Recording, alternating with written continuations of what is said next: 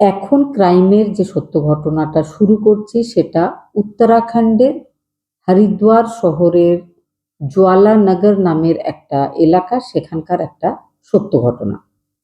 ঘটনাটা ঘটেছিল 30 মে 2016-তে। ওই এরিয়ার সব থেকে ফেমাস একজন ফিজিওথেরাপিস্ট, নাম অনিল কুমার তোমর। তার একটা ফিজিওথেরাপি সেন্টার ছিল। সেখানে প্রচুর লোকজন ভর্তি থেকে নিজেদের ফিজিওথেরাপি করাতো। সেখানে বেশ কিছু কর্মচারী ছিল যারা বিভিন্ন পেশেন্টদের বাড়িতে গিয়ে ফিজ নিয়ে তাদের নিয়মিত ফিজিওথেরাপি করে আসতো। যাই হোক, সেই ফিজিওথেরাপিস্ট নিজের বাড়ি থেকে সকালবেলায় নিজের সেন্টারে যাওয়ার জন্য বেরিয়েছিল, প্রত্যেকদিন যেভাবে বেরোয়। কিন্তু সন্ধ্যের পর রাত হয়ে যায়, রাতের পর হয় গভীর রাত, সে বাড়ি ফেরেনি। সে প্রত্যেক দিন কিন্তু রাত 10টার আগে বাড়ি ফিরে যেত। এতটা দেরি হচ্ছিল। তার স্ত্রী, মাত্র 6 মাস আগে তার বিয়ে হয়েছিল, স্ত্রীর নাম সীমা তোমর। সীমা বারবার নিজের হাজবেন্ডের ফোনে কল করার চেষ্টা করছিল। প্রথম দিকে ফোনটা রিং হচ্ছিল কিন্তু রিসিভ হচ্ছিল না। কিছু পরে সে দেখে যে ফোনটা সুইচ অফ হয়ে গেছে। সে এই ব্যাপারটা নিজের শ্বশুর শাশুড়িকে জানায়। সবাই মিলে তারা সারা রাত ধরে অনিলকে ফোন করেছিল। ফোন সুইচ অফ থাকে সারা রাত। অন্যদিকে তাদের একটা ছোট ছেলে অরুণ। অরুণ সেও কিন্তু একজন ফিজিওথেরাপিস্ট। যখন অরুণের দাদা অনিল ফিজিওথেরাপির ক্ষেত্রে এতটা উন্নতি করেছিল, চারিদিকে ছড়িয়ে পড়েছিল তার নাম, তখন রুড়কি নামের অন্য একটা শহরে নিজের ভাইকে ফিজিওথেরাপিস্টের কোর্স করিয়ে সেখানে সে একটা আলাদা সেন্টার খুলে দিয়েছিল। সেই এলাকাতে সে এই কাজটা করছিল। ছোট ভাইকে যখন জানানো হয়, ছোট ভাই তাড়াতাড়ি নিজের ফ্যামিলির কাছে চলে এসেছিল। ফ্যামিলির সাথে সাক্ষাৎ করার পর তারা পুলিশ স্টেশনে গিয়ে একটা মিসিং কমপ্লেন করে এসেছিল। পুরো ব্যাপারটা বলেছিল যে কিভাবে সে যায় আবার ফিরে আসে, ফোন সুইচ অফ করে না কখনো। পুলিশকে বলা হলে পুলিশ তদন্ত করে দেখছি এই কথা জানিয়ে ফ্যামিলিটাকে বাড়ি পাঠিয়েছিল। অন্য আরো একটা এরিয়া, এটা ছিল রানীনগর যাওয়ার একটা হাইওয়ে। সেই এরিয়াতে পুলিশ স্টেশনে খবর এসেছিল যে রাস্তার ধারে একটা পোড়া গাড়ি দাঁড়িয়ে আছে, গাড়ির ভেতরে কোনো একজন লোকও রয়েছে। পুলিশ তাড়াতাড়ি সেখানে গিয়ে পৌঁছায়। পৌঁছে যে ব্যাপারটা দেখেছিল সেটা হচ্ছে একটা সাদা রঙের গাড়ি, সেটা পুড়ে গেছে। ড্রাইভারের সিটের পাশের সিটে কেউ একজন বসে রয়েছে, সেও কিন্তু 100% পুড়ে গেছে, পুরো পুড়ে কালো হয়ে গেছে, তাকেও চেনা যাচ্ছে না। তবে ড্রাইভারের সিটে কে ছিল? ড্রাইভারের সিটের পাশের যে দরজা সেটা খোলা ছিল। বোঝা যায় যে ড্রাইভার সিটে বসেছিল সে হয়তো আগুন লেগে গেছে বলে সেখান দিয়ে বেরিয়ে চলে গেছে। সে যদি বেরিয়ে চলে যায় তাহলে যে পুড়ে গেল সে বেরিয়ে গেল না কেন? তার মানে প্রথম দেখায় পুলিশের মনে হয়েছিল যখন আগুন লেগে গেছিল তার আগেই ওই ড্রাইভার সিটের পাশে বসে থাকা মানুষ মারা গেছিল। এবার পুলিশ দেখছিল যে আশেপাশের কোনো এরিয়াতে কোনো মিসিং কমপ্লেন রয়েছে কিনা। খুব বেশি খোঁজাখুঁজি করতে হয় না পুলিশকে। পুলিশ খুব সহজে জানতে পারে যে একটা মিসিং কমপ্লেন রয়েছে। ওই এরিয়ার একজন ফিজিওথেরাপিস্ট অনিল কুমার তোমরের মিসিং কমপ্লেন। অনিল কুমারের ফ্যামিলির সাথে যোগাযোগ করেছিল পুলিশ টিম। অনিল কুমারের ভাই এসে সেই পুড়ে যাওয়া দেহ দেখে শনাক্ত করেছিল ওটাই তার দাদা। আগেই বলেছি চেহারা দেখে বোঝা যাচ্ছিল না, কিন্তু অনিল কুমারের হাতে সবসময় একটা সোনার বালা থাকতো। সেই বালাটা দেখে তার ছোট ভাই শনাক্ত করেছিল এটাই তার দাদা।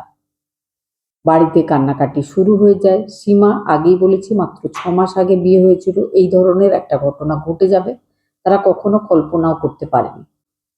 ফ্যামিলির সবাইকে জিজ্ঞেস করা হয় যে তাদের কারোর উপর সন্দেহ রয়েছে কিনা, তাদের কেউ শত্রু রয়েছে কিনা, কিন্তু সেই রকম ধরনের কোনো ব্যাপার ছিল না। ফ্যামিলি শত্রুতা বা কে করতে পারে এই ধরনের ঘটনা সেই বিষয়ের কোনো উত্তর দিতে পারেনি। অন্যদিকে পুলিশ যখন তদন্ত শুরু করে সিসিটিভি ফুটেজগুলো চেক করছিল ওই এরিয়াটাতে, যেখানটাতে ওই গাড়িটা দাঁড়িয়েছিল পুড়ে যাওয়ার পর, গাড়িটা যখন পুড়েছিল কোন দিক থেকে গাড়িটা এসেছিল। আরও একটা ব্যাপার বলে রাখি যে ওই ফিজিওথেরাপিস্ট সবসময় নিজের গাড়ি নিজেই চালিয়ে যেত, চালিয়ে বাড়ি ফিরত। সে হঠাৎ করে ওই এরিয়াটাতে কেন যাচ্ছিল, যেদিকে তার বাড়িও নয়, কোনো কাজও থাকে না তার অত রাত্রে, তাহলে সে ওদিকে যাচ্ছিল কেন? নানা রকম প্রশ্ন পুলিশের মনের মধ্যে ছিল। পুলিশ তদন্ত শুরু করেছিল। সিসিটিভি ফুটেজ চেক করতে গিয়ে পুলিশ টিম দেখেছিল যে ওই যে গাড়িটা আগে আগে যাচ্ছিল, তবে কেউ একজন গাড়িটা চালাচ্ছিল, ঠিক কে সেটা ক্যামেরাতে বোঝা যায়নি। সেই গাড়ির পেছনে একটা স্কুটি চলছিল, স্কুটিতে এক যুবক ছিল আর একজন যুবতীও ছিল। তাদেরকেও রাত্রেবেলায় ঠিকঠাক চেনা যাচ্ছিল না। তবে পুলিশের মনে হয়েছিল ওই গাড়িটা পুড়ে যাওয়ার পেছনে, ঠিক পেছন পেছন চলতে থাকা যে স্কুটি, তাতে যে যুবক আর যুবতী, তারা অবশ্যই জড়িত রয়েছে। কারণ ঠিক ওই জায়গার পরে আর ওই স্কুটিটাকে এগিয়ে আগের দিকে যেতে দেখা যায়নি কোনো সিসিটিভি ক্যামেরার ফুটেজে। সেখান থেকেই কিন্তু আবার ফিরতে দেখা গেছিল ওই স্কুটিটাকে। পুলিশ জুম করে বোঝার চেষ্টা করছিল যে ওই স্কুটিটা আসলে কার। পুলিশ কিন্তু একটা নম্বরও উদ্ধার করতে পেরেছিল ওই স্কুটির। যখন খুব ভালোভাবে দেখা হয় তখন বোঝা গেছিল যে ওই স্কুটিটা ওই এলাকাতে একটা ধাবা রয়েছে, ধাবাতে একটা কর্মচারী আছে, তার স্কুটি ওটা। পুলিশের মনে হয়েছিল যে এই যে কর্মচারী, সে এই বিষয়ে নিশ্চয় কিছু না কিছু জানে। সেই ধাবার কর্মচারীর কাছে পুলিশ টিম পৌঁছেছিল। পুলিশ টিম দেখেছিল ওই ধাবা কর্মচারীর হাতটা ঝলসে যাওয়া। তাকে জানতে চাওয়া হয় যে হাতটা পুড়ল কিভাবে, তো সে বলেছিল যে সে ধাবাতে কাজ করে, রান্না বান্না করে, একটু বেখেয়াল হলেই মাঝে মধ্যে তার হাত পুড়ে যায়, বেশিরভাগ সময় তার হাত এই রকমই থাকে। তাকে পুলিশ অ্যারেস্ট করে জিজ্ঞাসাবাদ শুরু করে। জিজ্ঞাসাবাদের পরে যে ব্যাপারটা জানতে পেরেছিল পুলিশ টিম, সেটা হচ্ছে সে যার ধাবায় কাজ করে তিনি একজন রিটায়ার্ড আর্মি অফিসার। তার নাম জনমেদ সিং। জনমেদ সিং এর মেয়ে নাম দুর্গেশ সিং। সে আর ওই ফিজিওথেরাপিস্ট ডক্টর ছোটবেলা থেকেই একসাথে পড়াশোনা করেছে। তাদের দুজনের মধ্যে প্রেম ছিল। জনমেদ সিং নিজের মেয়েকে খুব ভালোবাসতেন, কারণ একমাত্র সন্তান ওই দুর্গেশ। দুর্গেশ যখন খুব ছোট তখন তার মা ক্যান্সারে মারা গেছিল। তারপর থেকে জনমেদ সিং নিজের মেয়েকে, মেয়ে যা বলে সেটাই করেন সবসময়। জনমেদ সিং এর মেয়ে দুর্গেশের সাথে প্রেম হয়েছিল ফিজিওথেরাপিস্ট অনিল কুমার তোমারের। কোর্স কমপ্লিট করে নেওয়ার পরে নিজের ছোটবেলার বান্ধবী দুর্গেশের বাড়িতে বিয়ের সম্বন্ধ নিয়ে যাবে ঠিক করে। দুর্গেশকে বলে, দুর্গেশ বলে ঠিক আছে তুমি চলে এসো, বাবার সাথে দেখা করো। দুর্গেশের বাবা একজন রিটায়ার্ড আর্মি অফিসার। আর্মি থেকে রিটায়ারমেন্টের পরে তিনি নিজের বাড়ি উত্তরাখণ্ডের হরিদ্বার শহরে এসে একটা ধাবা খুলেছিলেন। ফিজিওথেরাপিস্ট দুর্গেশের বাবা জনমেদ সিং তার সাথে গিয়ে দেখা করেছিল, নিজেদের বিয়ের কথা বলেছিল। সেই কথাটা শুনে জনমেদ সিং বলেছিলেন আমি পরে ভেবে জানাবো।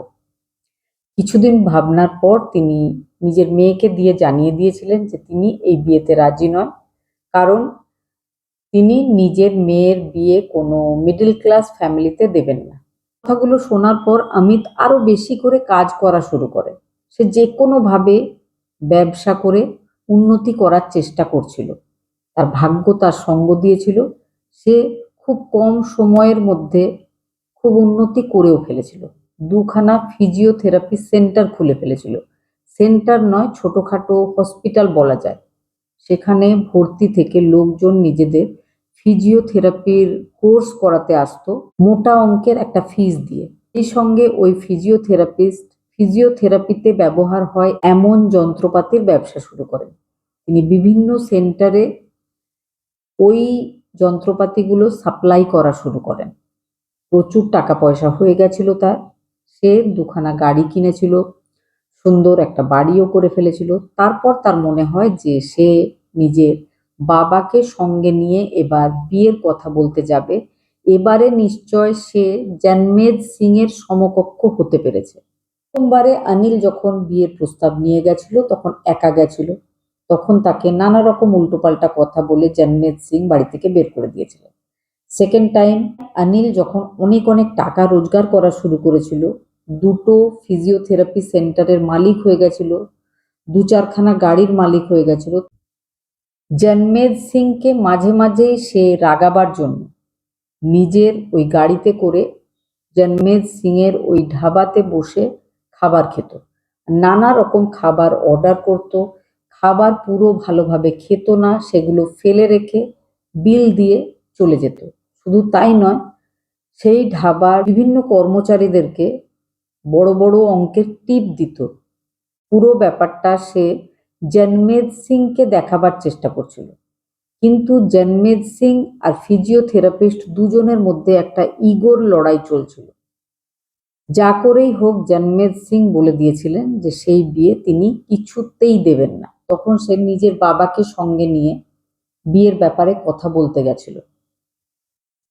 সেই সময় জন্মেজ সিং আবারও বলেছিলেন যে তোমরা যতই টাকা রোজগার করো আমাদের সমকক্ষ হতে পারবে না, কারণ তোমাদের সাথে আমাদের কালচার, আমাদের পড়াশোনা, আমাদের ছোটবেলা থেকেই আমাদের টাকা পয়সা রয়েছে। তো আমাদের দুটো ফ্যামিলির মধ্যে একটা তফাৎ থাকবেই। আমি কখনো কোনোদিন তোমার ফ্যামিলিতে আমার মেয়ের বিয়ে দেব না। এই ব্যাপারটাতে অনিলের বাবা নিজেকে খুব অপমানিত মনে করেছিলেন। তিনি আর কথা না বাড়িয়ে চলে গেছিলেন। অনিল সে ব্যাপারটা বুঝতে পেরেছিল। অনিলের ভীষণ রাগ হয়েছিল দুর্গেশের বাবার উপরে, কারণ সে এত চেষ্টা করার পরেও দুর্গেশের বাবা তাদের সম্পর্কটা মেনে নিতে পারেননি। অন্যদিকে অনিলের বাবা অনিলের জন্য পাত্রী দেখতে শুরু করেন। অনিলের দুর্গেশ ছাড়া অন্য কারো সাথে বিয়ে করার ইচ্ছা ছিল না, কিন্তু সে নিজের বাবাকে আর কিচ্ছু বলার মতো অবস্থায় ছিল না, কারণ সে জানতো এতখানি অপমানের পর তার বাবা কিছুতেই তার কোনো কথাই শুনবে না। ইচ্ছা না থাকা সত্ত্বেও অনিলের বিয়ে হয়ে যায় সীমার সাথে। বিয়ের পরেও কিন্তু অনিলের সম্পর্ক ভেঙে যায়নি দুর্গেশের সাথে। দুর্গেশ আর সে নিয়মিত আগের মতোই ফোন কলে কথা বলছিল। দুর্গেশ দেখে তার বয়ফ্রেন্ডের বিয়ে হয়ে গেছে, তাও কিন্তু দুর্গেশ তার জীবন থেকে সরে যায়নি। মাঝে মধ্যেই অনিল দুর্গেশের বাড়িতে গিয়ে দুর্গেশের সাথে দেখা করে আসতো, কারণ দুর্গেশের বাবা ধাবাতেই থাকতো প্রায় পুরো দিন। দুর্গেশেরও সুবিধা হতো। হঠাৎ করে একদিন জন্মেজ সিং জানতে পেরেছিলেন যে তার মেয়ে এখনো সেই ম্যারেড ফিজিওথেরাপিস্টের সাথে সম্পর্কে রয়েছে। তিনি তার মেয়েকে কিচ্ছু বলেননি, কারণ তার বিশ্বাসই হয়নি যে তার মেয়ে এই ধরনের ভুল আবারও করতে পারে। ঘটনার দিন তার এক প্রতিবেশী তাকে কল করে জানিয়েছিল যে যে ছেলেটা মাঝে মধ্যে আপনার বাড়িতে আসে সে আজকে আবারও গাড়ি নিয়ে আপনার বাড়িতে এসেছে। যদি আপনার বিশ্বাস না হয় আপনি এসে দেখে যান। ভদ্রলোক সঙ্গে সঙ্গে তার ধাবার কারিগরের স্কুটিটা নিয়ে সেখানে এসেছিলেন। এসে তিনি ভেতরে ঢুকেছিলেন, দেখতে পেয়েছিলেন তার মেয়েকে সেই ছেলেটার সাথে, আর সেই ছেলেটার গাড়ি তার বাড়ির বাইরে দাঁড়িয়েছিল। জন্মেজ সিং তখন বুঝতে পেরেছিলেন যে এলাকার লোকজন তার মেয়ের ব্যাপারে এই কথাটা জানে। কেউ হয়তো তাকে কিছু বলে না। তিনি এতটাই রেগে গেছিলেন যে একটা ভারী জিনিস দিয়ে মাথায় আঘাত করেছিলেন ওই ফিজিওথেরাপিস্টে। সে সেখানেই মারা গেছিল। তারপর তিনি ফোন কলে নিজের আর ওই কর্মচারীকে ডেকে পাঠিয়েছিলেন। তারপর তারা তিনজনে মিলে ঠিক করে, তিনজনে এই জন্যই বলছি যে তার মেয়ে দুর্গেশ, যে কিনা ওই ফিজিওথেরাপিস্টের বান্ধবী, সেও কিন্তু দেখে যে তার বাবা তার বন্ধুকে মেরে ফেলেছে। এবার কিন্তু সে হঠাৎ করে নিজের দল পাল্টে সেই ফিজিওথেরাপিস্টের সাইড বাদ দিয়ে নিজের বাবার দিকে হয়ে গেছে। সে বলে যে বাবা, আমি দেখা করতে চাইতাম না, জোর করে আমার সাথে দেখা করতো। যাই হোক, যখন এই ঘটনা ঘটে গেছে, এবার এই বডিটাকে কি করা যায় সেটা ভাবতে হবে।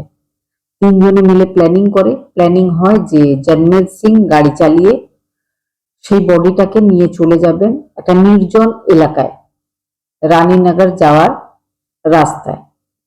সেটাই তিনি করেছিলেন। আর পেছনে তার মেয়ে স্কুটিতে বসেছিল, আর স্কুটিটা চালাচ্ছিল তার ধাবার কর্মচারী রবি পাল। তারা ওই অন্ধকার জায়গাটাতে এসে দাঁড়ায় যেখানে কোনো সিসিটিভি ক্যামেরা নেই। তারা বাড়ি থেকেই পেট্রোল নিয়ে এসেছিল নিজের সঙ্গে জারে করে, সেটা ঢেলে তারা গাড়িটাকে পুড়িয়ে দিয়ে আবার যে যার নিজের বাড়ি চলে গেছিল। পরবর্তীকালে কিন্তু সব ব্যাপারটাই বোঝা গেছিল। এখন জন্মের সিং, তার মেয়ে আর তাদের ধাবার কর্মচারী রবি পাল, তিনজনেই আজীবন কারাদণ্ডে দণ্ডিত হয়ে জেলে রয়েছে। ঘটনাটা শোনার পরে কি মনে হয়েছে অবশ্যই কমেন্টে জানাবেন। ভালো থাকবেন, সুস্থ থাকবেন।